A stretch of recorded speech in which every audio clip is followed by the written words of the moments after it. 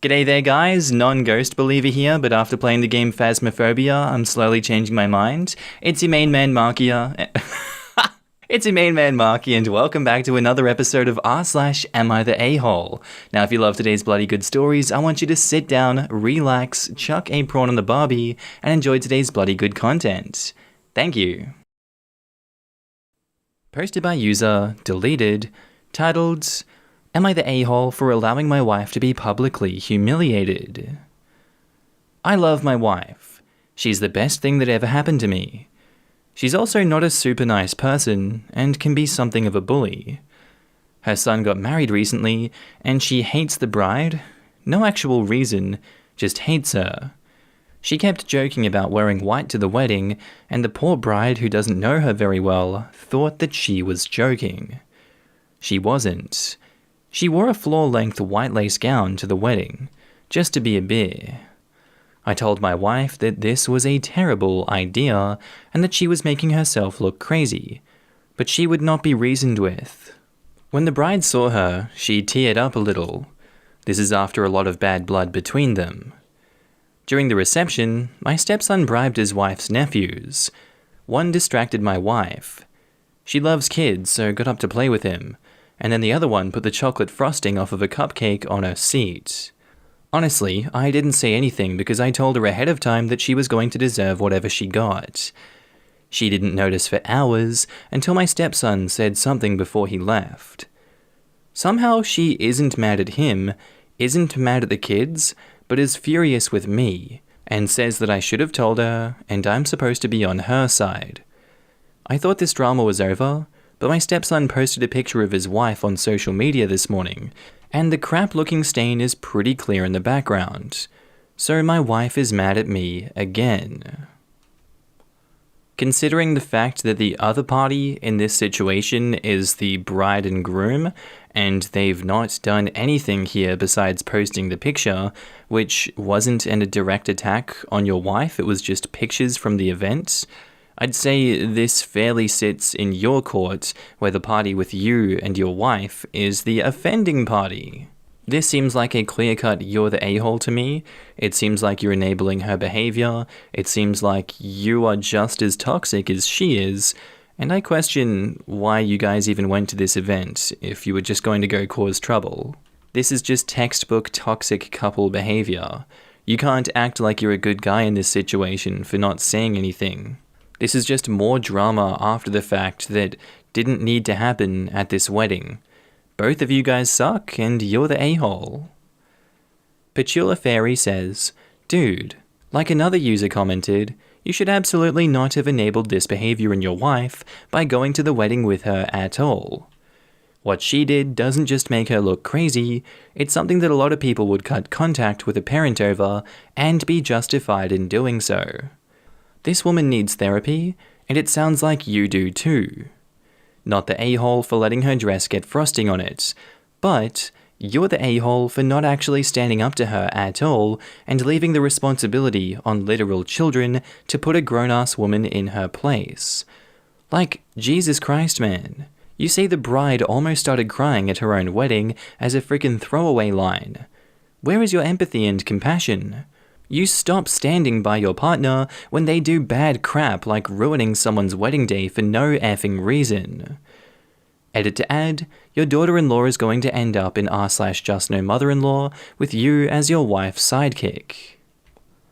And how is this bitter, antagonistic person the best thing that ever happened to you? I'm really curious. How does a vindictive hater become this in your eyes?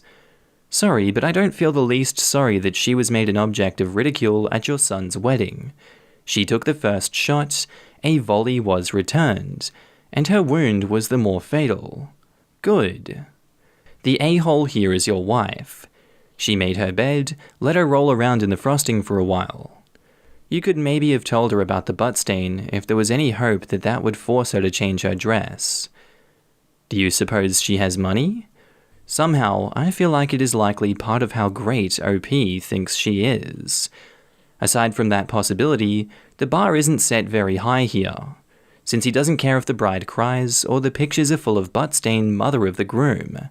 The second best thing might be a joke heard in a 6th grade gym class that still gets repeated often. Everyone sucks here. Her for everything, and you for not doing more to warn the bride or your son. Why are you even with someone who you admit is a terrible person? It's not his son, it's her son. And what makes you think she would listen to her son, whose wife she hates, over her own husband? At least they would have known. If OP told his stepson, at least they would have had time to prepare for the worst, hire security, ban her from coming, rather than being blindsided on the day. Posted by user ThrowA3330, titled, Am I the a-hole for forcing a reunion between my fiancée and her family? My fiancée, female 22, and I, male 24, have been together for years. We got engaged after we found out that we were expecting a baby boy.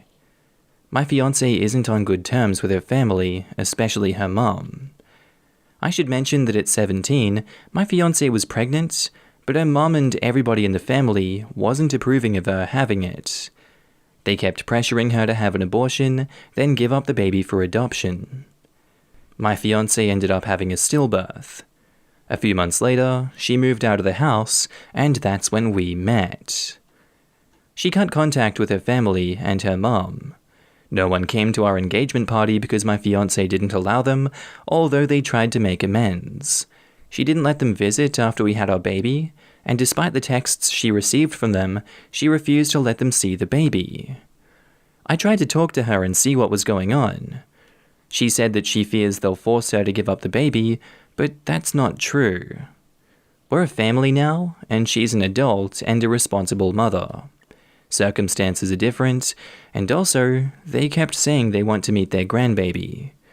So they love him, and there was no harm if they treat him with love and compassion. She refused to discuss it.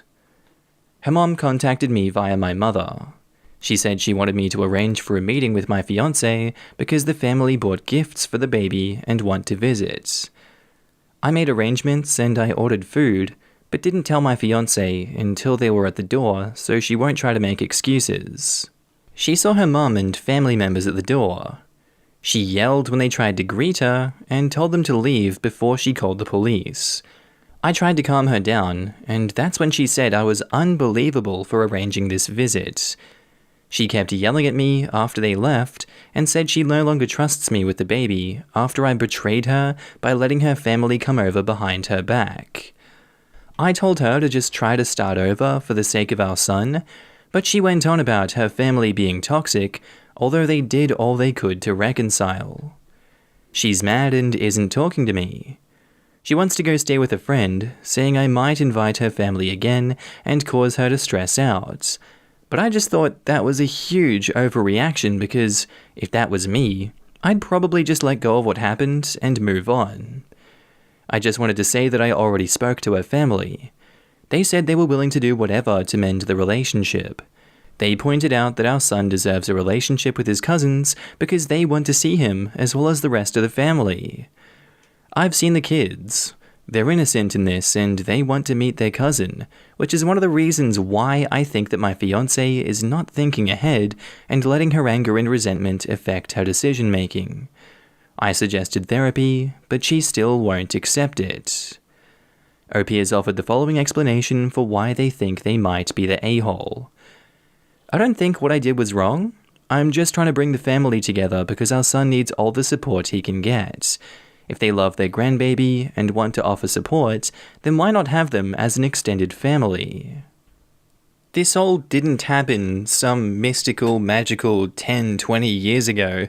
These events happened 5 years ago to your fiancé when she got pregnant and her entire family pressured her to abort the baby, and then they, attacked her saying that if she gave the baby up, she should have to adopt it out. That's really not what you want to be surrounded by when you are needing support from your family.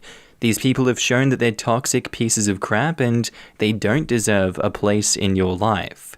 Just because you heard these words and chose to interpret them a different way to her, a completely illogical way, mind you, doesn't mean that her fears, her worries, her anxiety, her anxiousness, everything against her family is unfounded and you shouldn't listen to her. If she doesn't want therapy, she shouldn't have to go to it. If she doesn't want to see her family, if she doesn't want her kid to see that family, you should step up and, as her fiancé, support her, not continually try to knock her down for it. That's really not cool, and that makes you an asshole. So yeah, you're the a-hole for this one. Madeline Gumbo says, "You're the a-hole. Holy crap, what a massive betrayal. Check yourself immediately and stop second-guessing your girlfriend's legitimate and founded belief that her family doesn't wish her well." Totally. It is quite possible that OP's girlfriend feels that her family stressing her out had something to do with her first child's stillbirth. At the very least, she felt emotionally abused by them. OP, you're the a-hole if you think it is anyone's choice but hers whether or not she ever wants to contact with them again, or to allow them to have contact with her and your child. You need to apologize to her ASAP and tell her what a frickin' idiot you've been. Tell everyone else to back the hell off and check your happy family privilege at the door. I think it's more likely she's going to be his ex-fiancé. How will she ever trust this guy again? This line in particular, if that was me, I'd probably just let go of what happened and to move on. It's not you, OP. The problem is that you don't respect your fiancé or her ability to make decisions. You think it's your right to make them for her, no matter how personal they are. You better get down on your knees and beg for forgiveness, because it's very doubtful she will trust you again after you took sides with her family against her. It's worse than a betrayal. He did the same thing her parents did to her, which caused the rift in the first place. OP goes on about how she's an adult, and makes it clear that her parents treating her like a child in the first place was one of the issues which led to the current state of affairs. But he then felt that, as an adult, she doesn't know what's best for her, and should be forced to meet her family the same way she was forced by them to do what they wanted with her first baby. Like, am I reading that right? And now he thinks she's overreacting when he's put her in the exact same situation. Wow. Just wow. Huge, you're the a-hole. You're the a-hole. You did a horrible thing to her. Because you want your family to work a certain way, you ignored the trauma that your fiancé experienced, and compounded it when you overrode her wishes, and you made it a surprise. You did betray her, and why should she trust you not to ignore her feelings on this matter again, since you clearly don't see what you did was wrong? Let's break this down. When she was younger, her family ignored her wishes and tried to pressure her into a situation with her child, who she subsequently lost that she did not want. Now you, her fiancé, ignored her wishes and tried to pressure her into a situation involving her child and her family that she did not want. Notice any parallels there? At the same time, you seem to willfully ignore the past trauma she has experienced, instead choosing to tell her that her feelings aren't valid and her choices apparently don't matter to you at all. I would be unpleasantly surprised if your relationship survives this, not without major changes and apologies on your part. Posted by user Good Golly Miss Molly, titled, "Am I the a-hole for being honest about how I was bullied and how the teachers at my school did nothing about it while being interviewed by a current student? I'm an author of mild success. I'm not incredibly popular, but my books sell enough. About 3 months ago, someone from my old high school reached out to see if a student could interview me. I responded that my time at the school wasn't the happiest, but I would give the student responses relating to my career. We had a great chat. She started asking questions about my time at the school, but I redirected. She caught on what I was doing and asked, "I'm sensing that you're hesitant to talk about your time at school. Is that true?" I said, "Let's focus on the story," and she was like, "Actually, this could be a better story." So I said, "You know what? Sure, whatever. I don't owe the school anything, I'm not being paid, and even though it's been a long time, and I've grown from what happened, it's still worth talking about."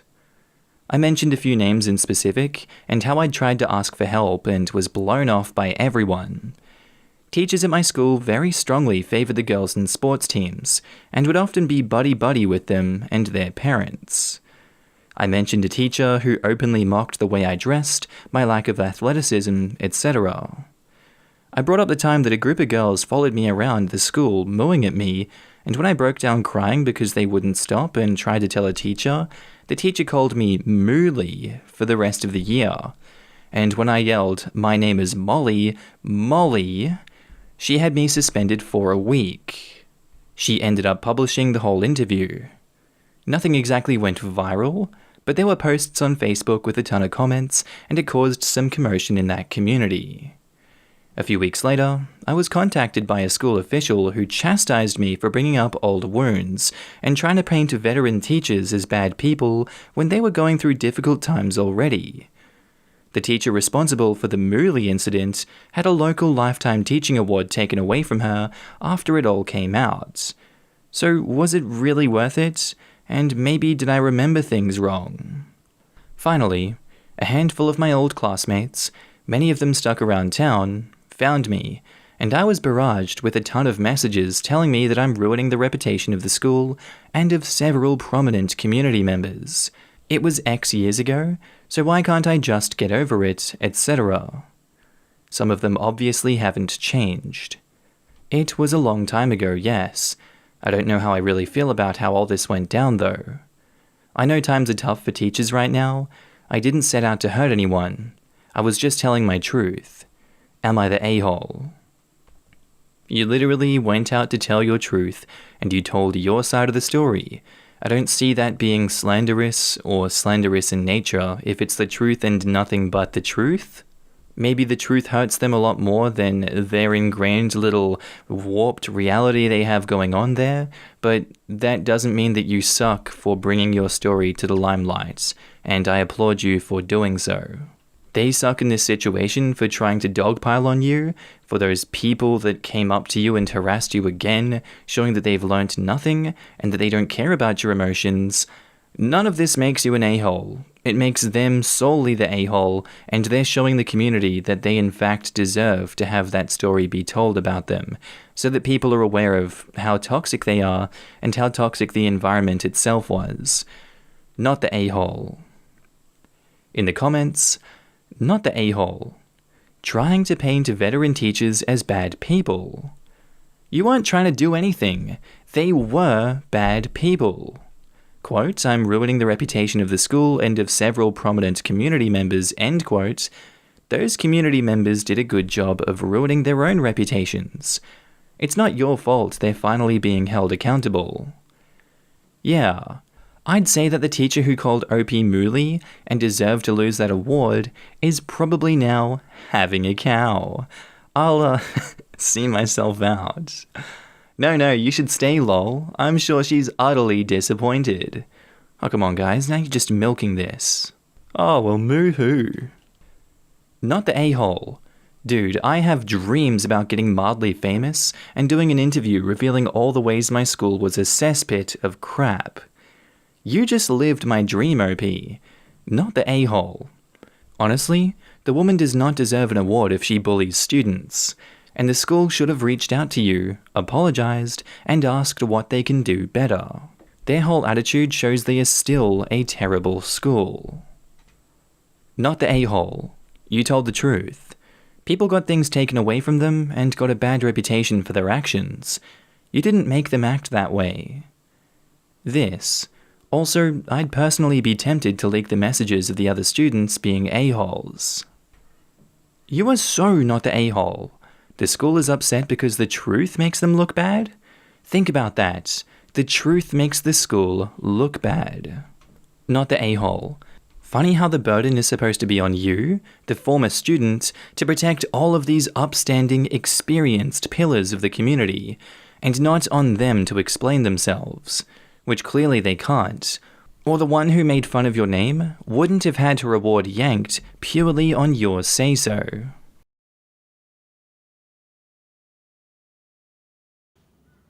G'day there guys, and that's the end of today's episode.